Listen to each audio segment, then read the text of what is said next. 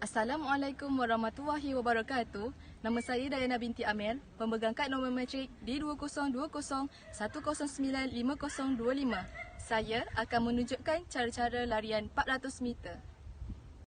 Assalamualaikum warahmatullahi wabarakatuh. Saya Nur Ada Fatihah binti Razali. Saya memegang kad matrik D2020109523. Saya akan menerangkan lebih terperinci tentang video yang telah dibuat oleh kawan saya berdasarkan tugasan yang diberi. Okey, sebelum memulakan larian 400 meter, guru akan meminta pelajar untuk membuat pemanasan badan dan ranggangan badan. Pelajar perlulah membuat ranggangan badan bermula dari bahagian anggota atas hingga bawah.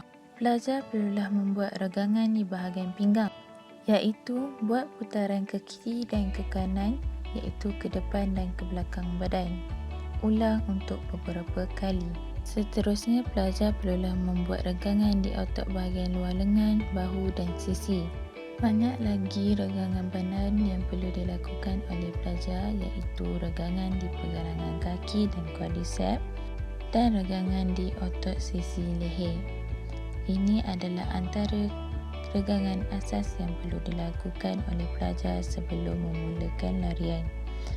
Kita perlu melakukan pemanasan badan yang lain, iaitu sebagai contoh, selepas pelajar melakukan aktiviti pemanasan badan yang asas, para pelajar perlu melakukan sedikit lagi pemanasan badan, iaitu high knee step, berjalan atau berjogging setempat dan sebagainya.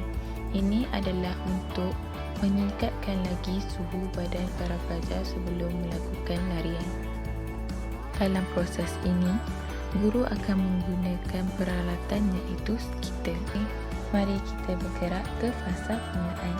Pada fasa permulaan ini, kita dapat lihat kaki dominan akan berada di blok belakang dan bukan dominan akan berada di blok depan. Jarak antara blok hadapan dan blok belakang adalah antara 1/2 tapak kaki. Itu bergantung pada panjangnya kaki para pelajar dan keselesaan pelari. Sebelum memulakan larian, keadaan badan pelajar perlulah dalam keadaan yang rileks dan tangan perlulah diletakkan di belakang garisan permulaan. Selain itu, kedudukan tangan perlulah mendepa seluas bahu. Kedudukan jari telunjuk dan ibu jari pelajar perlulah diletakkan di belakang garisan permulaan dalam bentuk V. Lutut kaki belakang perlulah menyentuh trak larian. Apa yang kita dapat lihat dalam video ini adalah pusat graviti semasa fasa permulaan adalah berada pada kaki hadapan pelajar. Pada fasa ini juga, pelajar perlu memastikan semua tapak kaki berada pada muka permulaan blok larian dan kepala dan leher pelajar perlulah didongakkan, iaitu sebahagian dari torso. Mata perlulah pandang ke hadapan dengan penuh tumpuan dan mendiamkan diri untuk menunggu isyarat bersedia. Seterusnya, apabila isyarat sedia telah diberikan, pelajar perlulah mengangkat punggung melebihi bahu. Bahu perlulah lebih ke hadapan sedikit daripada kedua-dua belah tangan. Semasa proses ini juga, mata akan memandang ke bawah di garisan permulaan. Pusat graviti dan berat akan dipindahkan ke bahagian bahu. Pelajar perlu memastikan pergerakan pusat graviti tersebut adalah perlu sampai ke bahu dalam kiraan 3 saat, kerana kebiasaannya 3 saat akan bermula larian. Seterusnya, teknik permulaan. Teknik permulaan ini, pelajar perlulah mendarat di atas berbola kaki. Pembekokan kaki sokongan adalah minimum semata berlakunya hentakan. Hayunan kaki juga akan ditambah. Semasa fasa pelepasan, pinggul, lutut dan pergelangan kaki akan dilonjakkan. Paha kaki yang diayun hendaklah diangkat dengan cepat pada kedudukan menegak. Teknik sokongan. Teknik sokongan, pelajar perlulah mendarat di atas berbola kaki. Pembekokan kaki sokongan adalah minimum semasa berlakunya hentakan. Hayunan kaki juga perlulah ditambah. Semasa fasa pelepasan, pinggul, lutut dan pergelangan kaki dilonjakkan. Paha kaki yang dihayun hendaklah diangkat dengan cepat pada kedudukan manakah. Pada fasa pelaksanaan, isyarat permulaan larian akan dibunyikan. Kaki dominan akan digerakkan ke hadapan seberapa cepat yang boleh. Keadaan dada akan menegak dan terangkat semasa kedua-dua kaki menekan dengan kuat pada blok larian. Pelajar akan mengangkat kedua-dua tangan dari permukaan sambil dihayungkan secara berselang. Kaki hadapan akan ditolak sambil mengangkat tangan. Pada masa yang sama, pelajar akan membawa kaki belakang ke hadapan dari blok belakang. Lutut kanan dan pinggang hendaklah diluruskan untuk 7 langkah pertama semasa permulaan larian. Badan perlulah dicondongkan sedikit ke hadapan semasa awal larian. Langkah pertama semasa mula berlari ialah kaki belakang iaitu kaki kiri akan mendarat terlebih dahulu. Kaki tolakan akan diangkat dan dibawa ke hadapan. Badan juga akan diangkat sedikit demi sedikit iaitu untuk mengurangkan condongan badan.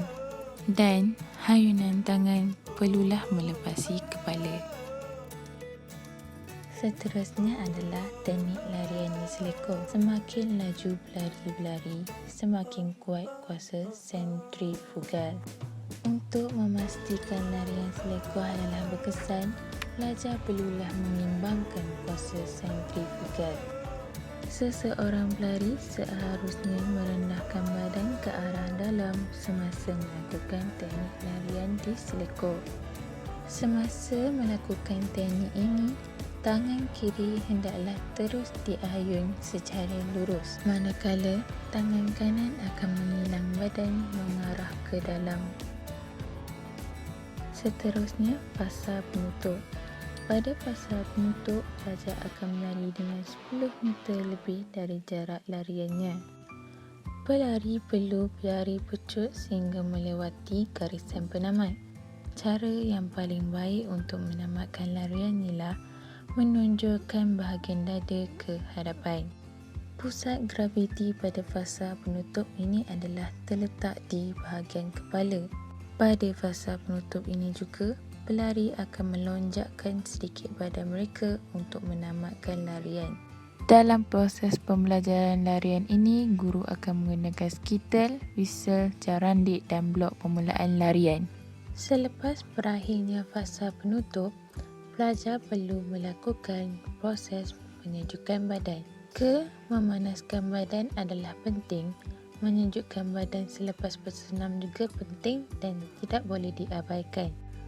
Tempoh beberapa minit selepas bersenam perlulah digunakan untuk menyejukkan badan, iaitu dengan cara berjalan perlahan dan melakukan teknik yang sama seperti memanaskan badan. Menyejukkan badan perlulah dilakukan untuk memastikan darah mengalir melalui otot dan sebarang asid laktik yang terbentuk dalam sel otot yang boleh disebarkan melalui pengaliran darah ke hati. Jika kita berhenti bersenam secara mengejut tanpa melakukan penyejukan badan, asid laktik yang ditinggalkan di belakang otot boleh menyebabkan kekejangan otot.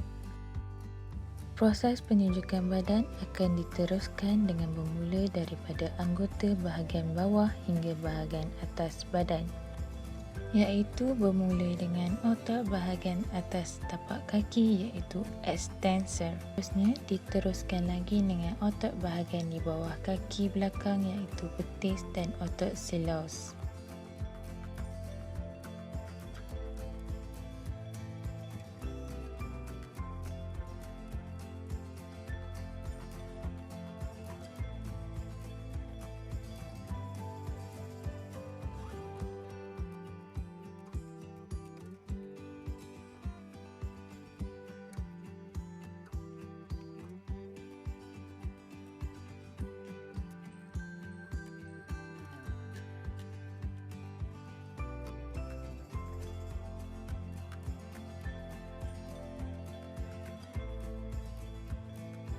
Seterusnya, menunjukkan badan di bahagian otot bahagian luar lengan, bahu dan sisi, dan otot sisi leher. Oleh itu, sebagai rumusan, pembelajaran ini dibuat kepada murid berkaitan teknik lakukan kemahiran dalam teknik larian dan juga kesan titik graviti semasa melakukan larian. Itu sahaja daripada kami. Sekian, terima kasih.